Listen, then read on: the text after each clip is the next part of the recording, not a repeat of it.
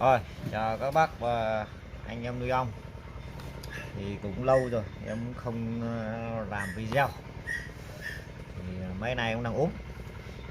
Bây giờ với khỏe khỏe lại được tí.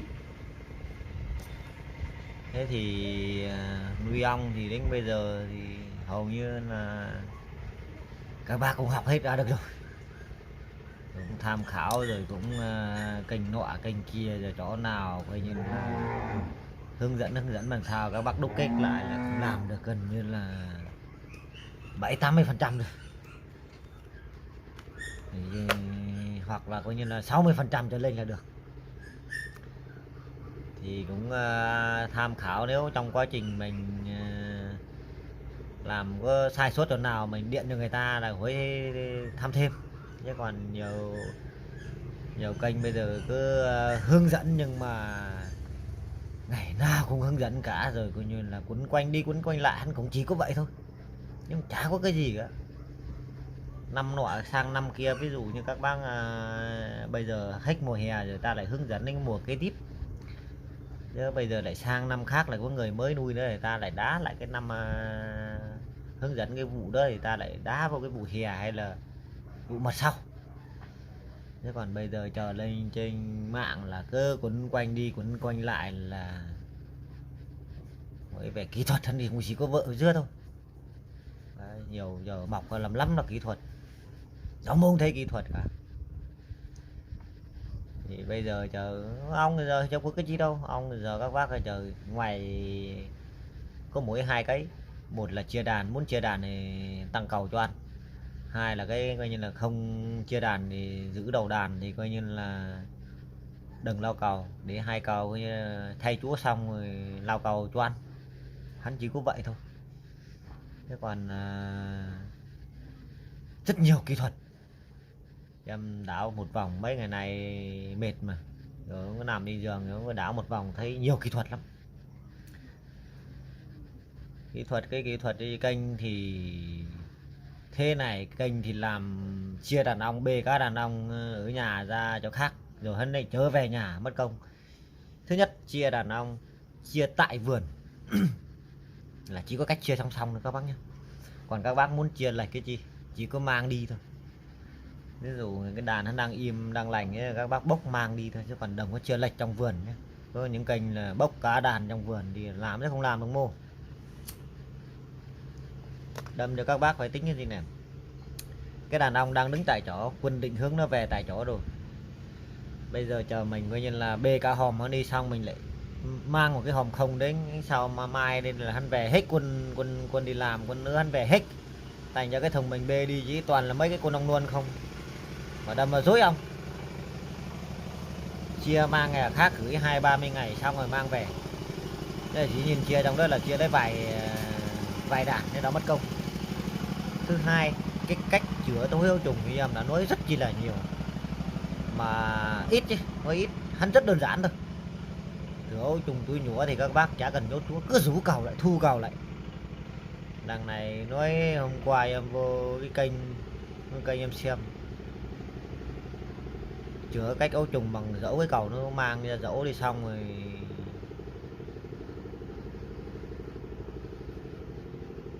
lại đem vô thì cái nó không áp dụng được đâu các bác nhá.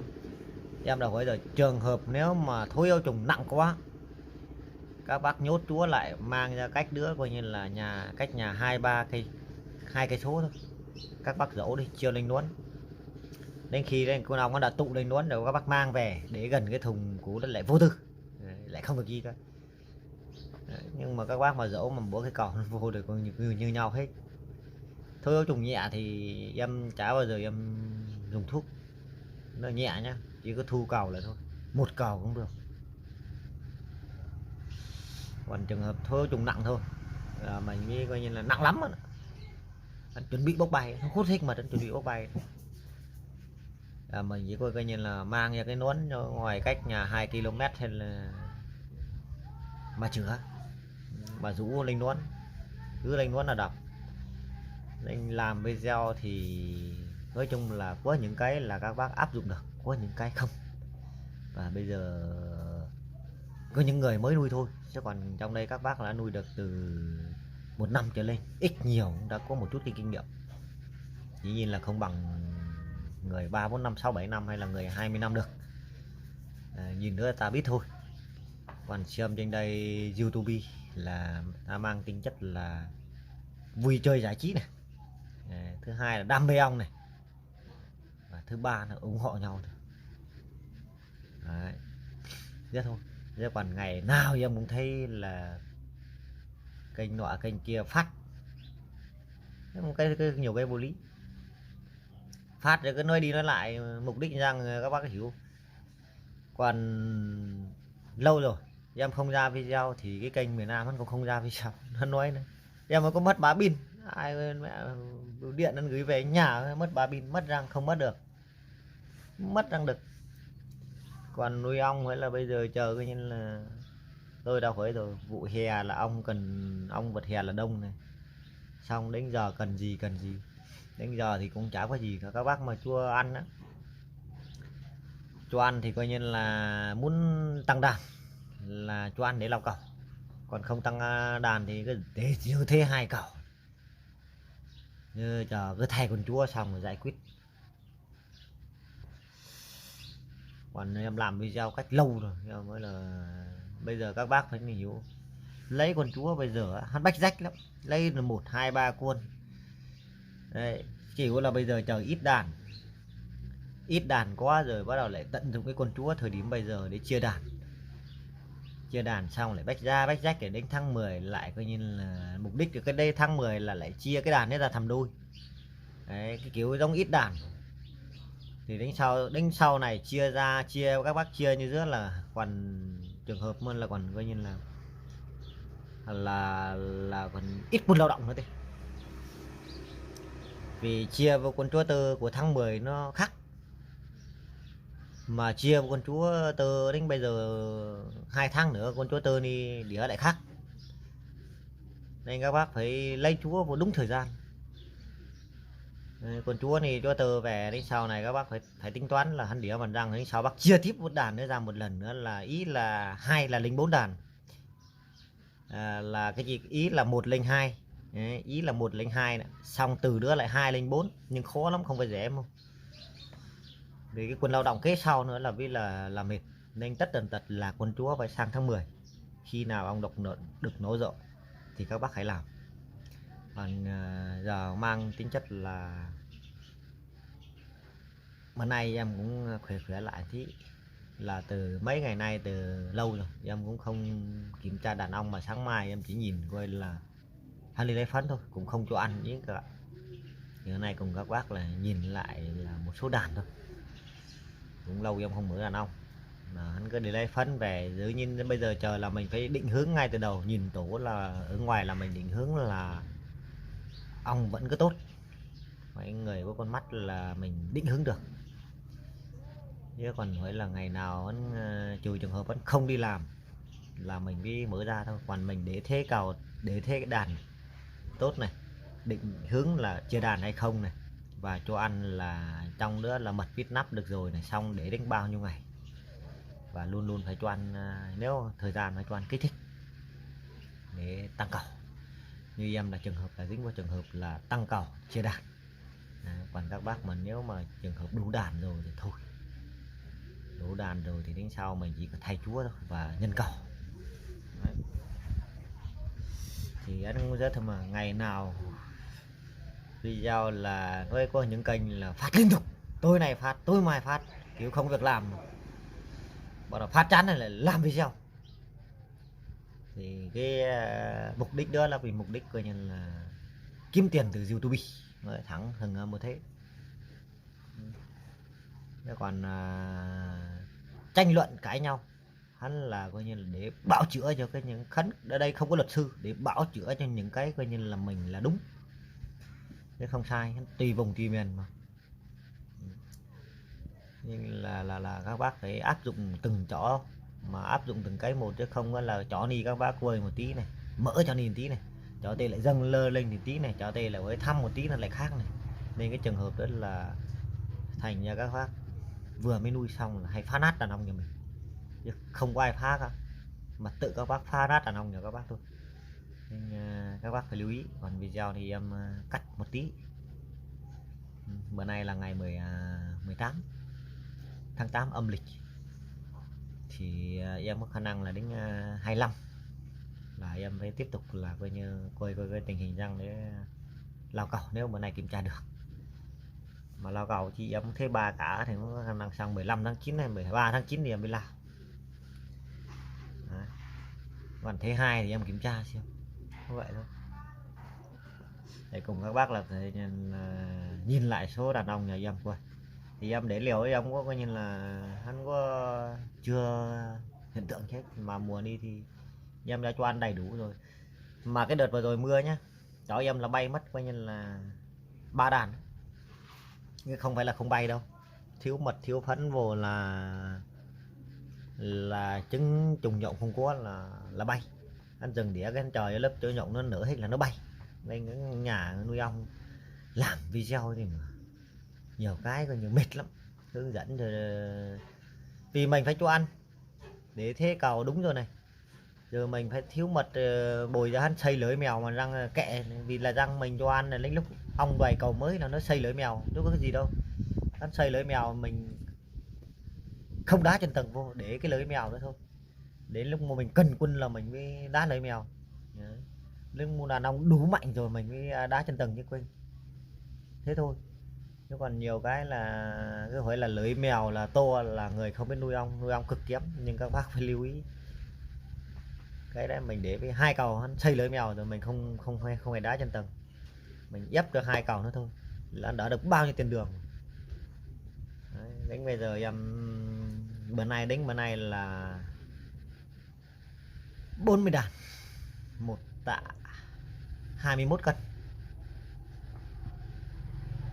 mới cho ăn đợt trước mưa nó xong rồi dừng. Thế thôi. Đây em quay một số đàn cho các bác cùng ngắm nhá. Đây, quay một số đàn để các bác cùng ngắm nhá.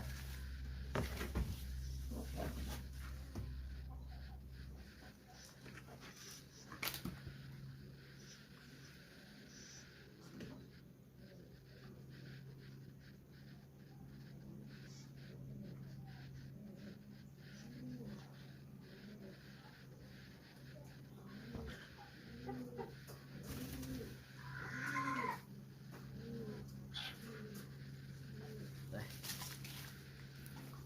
Thì đến bây giờ đó là bật đăng quần này. Ong đĩa thì cũng rất đẹp. Trời cũng đang nắng lắm, ong đang đi làm đó.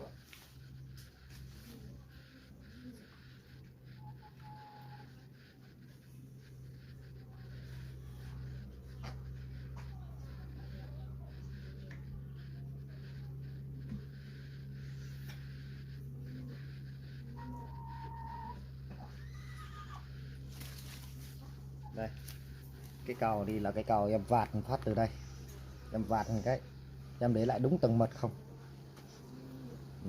Mà đến bây giờ chờ hắn đã được cái gì này. Để lại đúng tầng mật không. Ông đang đi làm đến nó cũng hơi xưa.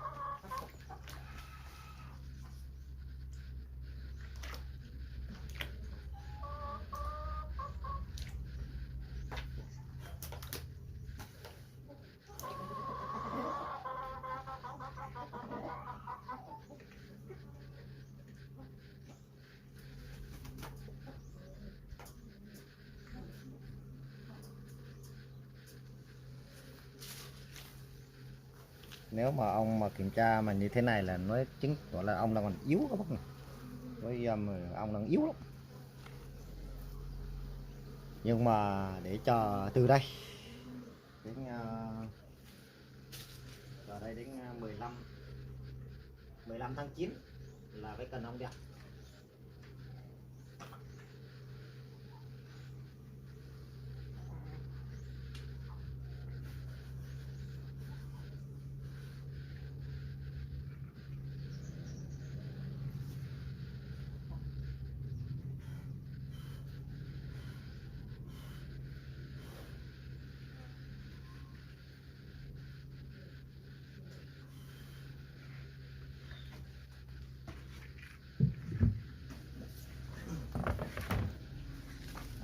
đây đến 15 tháng 9 là phải cần ong đẹp các bác nhá. Từ đây đến 15 tháng 9 là mình 9 âm là mình phải cần ong đẹp để mà chia đàn. Đấy.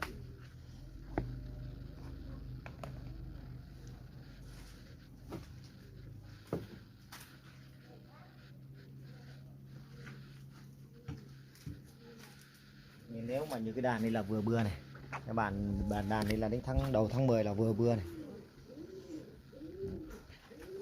nhưng cái đàn kia là nó cũng hơi đuối.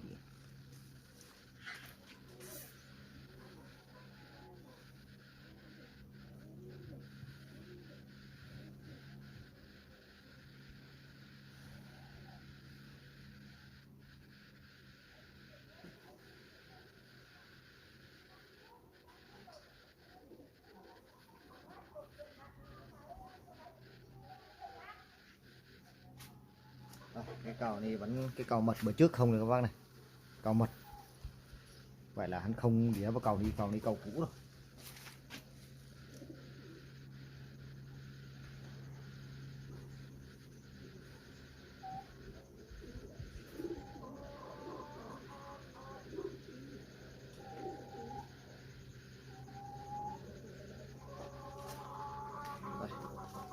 Ăn cái đĩa nhà gì là ngon. Đấy. Ăn cái đĩa nhà gì là 1 tháng 10 đầu tháng 10 là mình vừa.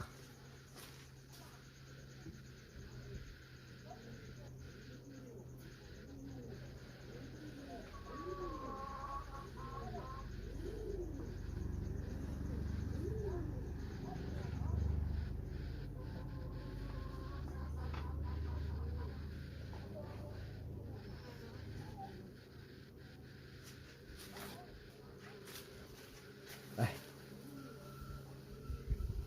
Thì quân già chết đi và quân luôn là nỡ là không kịp, là hắn đất quảng ở đấy là đàn ông xuống.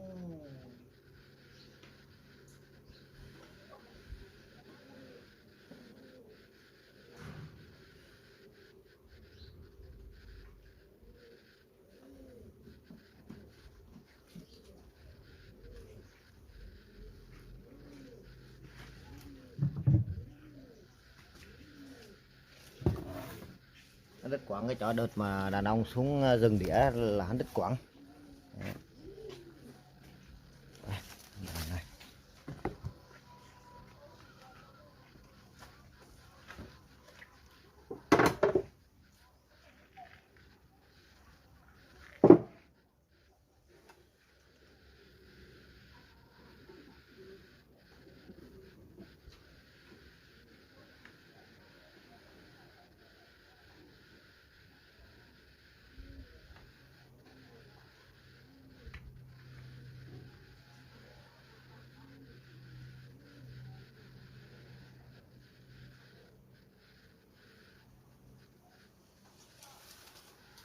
Đây.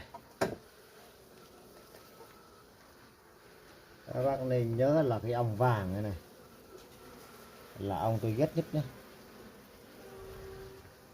Tôi phải kiếm cái đàn ong điên điên này, tôi đi lấy di trùng làm ong chúa, còn nó đi phối là dính vào cái lông côm ba lằng nhằng.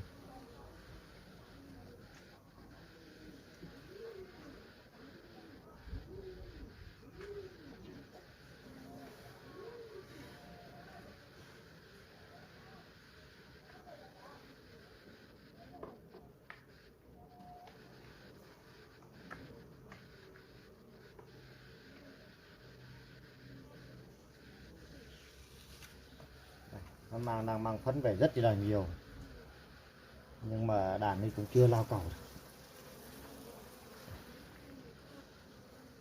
Những cái đàn này là nếu mà trường hợp như em đã khác, như em đã nhiều rồi, em thích làm, không thích thì làm thì hay chúa thôi, cái chia hay chúa thôi.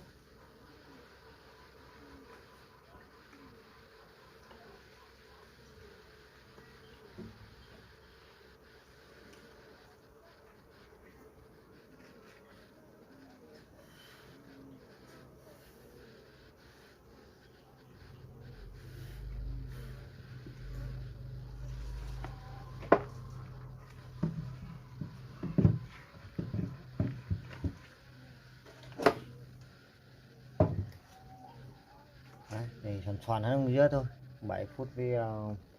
Video nó nếu mà dài quá thì cũng khó đăng các bác. Anh là mình quay cho các bác sơ sơ thôi. Đàn đi thì bây giờ lại lên rồi này.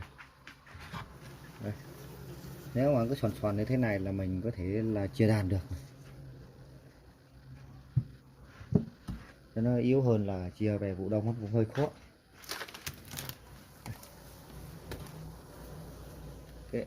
Rồi cho các bác xem được cái đàn đực tủ nhá.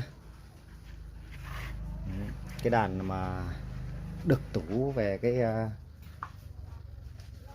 đực tủ bằng bì xi măng.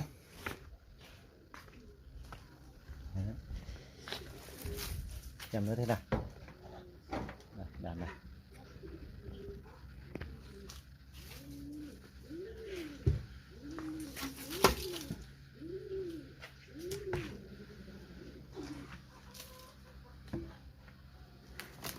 Ông hiện tại đang đi làm rất là nhiều. Đây cho các bác xem cái đàn là đực tủ nhá.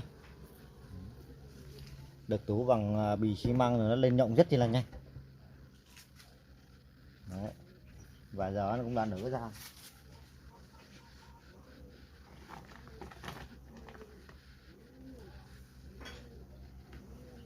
rất chi là đông. Ôi trời.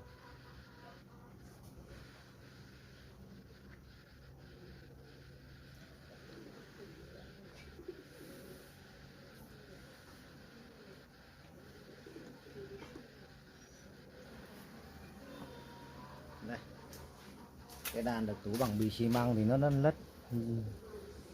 lên rất là nhanh các bác ạ.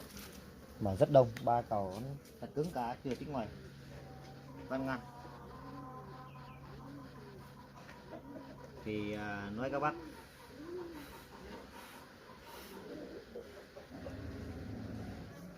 phải lưu ý, đừng quan niệm là ông yếu ông khỏe mình phải áp dụng như này, mình phải nghiên cứu, người ta phải là thằng nó nuôi ong ở vùng đồng bằng này mà hắn giữ được cái dứa này, thằng nó nuôi trên rừng hắn giữ dứa này.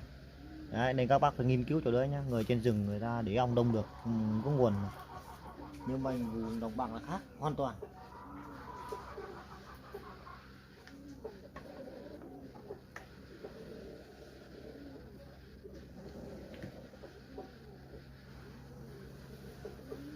Đấy, các bác nhìn cái bát đàn đực tủ đó bằng cái bì xi măng nhé, là bao giờ cũng khác hết.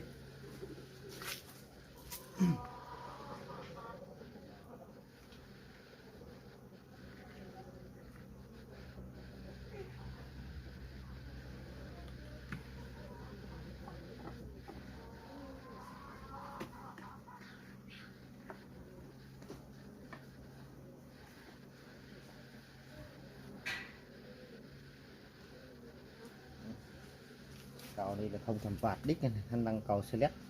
Nhưng có kẽ thôi, em chỉ lên 3 cầu thôi. Đây, hắn hút hết sạch cả mật rồi này.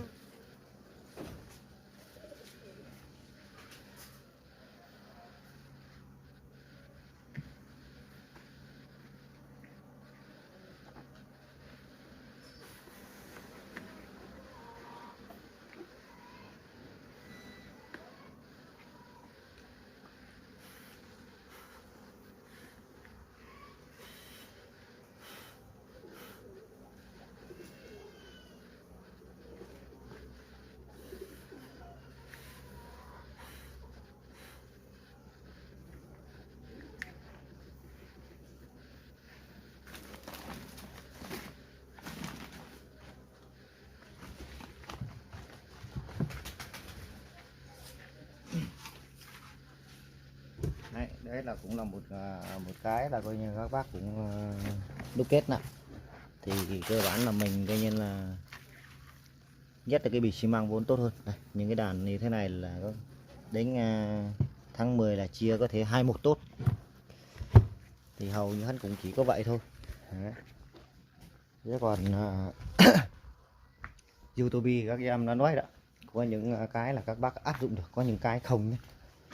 Đừng có cho kênh nọ không áp dụng, cũng có cái bệnh thối ấu trùng nữa. Bữa nay xem kênh đi thì dẫu ra búa vô. Đấy. Đánh mai thì lại xem kênh nọ là coi như là búa đánh luôn, đánh bữa tê là để nó búa vô cho thuốc ăn đủ cầu đi, là các bác là làm nữa là nhiều cái là sai hết. Cháu mù là xem đúng điểm là xem một đó thôi. Ví dụ chẳng hạn mình ấy, nên các bác mua giống ở trên mạng các bác phải lưu ý như thế này. Chẳng qua đến sau này các bác sẽ mua là chủ yếu là mua được nhộng thôi, rồi còn quân người ta lại phải rút bớt đi. Mua giống trên mạng quân người ta phải rút bớt, người ta kiếm tí quân. Hay đây các em gọi là mua giống ở trên mạng các bác đến tận nơi tận thùng lấy, chứ còn đừng mua giống mà mua giống ở trên mạng em nói các bác nha, mua là hình thức mình đến đó ưng được cái thùng nữa, xong mình đến 4 giờ chiều đến mình chờ đến 6 giờ chiều mình bốc về, chứ đừng các bác đừng có để đến mai hay bốc. Đó là em nói, đó là các bác hiểu. Đấy. Nên các bác một số lưu ý như thế phải không? Mua giống trên mạng là chiều nay tôi đến thăm ông nhá, ưng đàn nào là phục đến 6 giờ chiều bừng cả thùng về,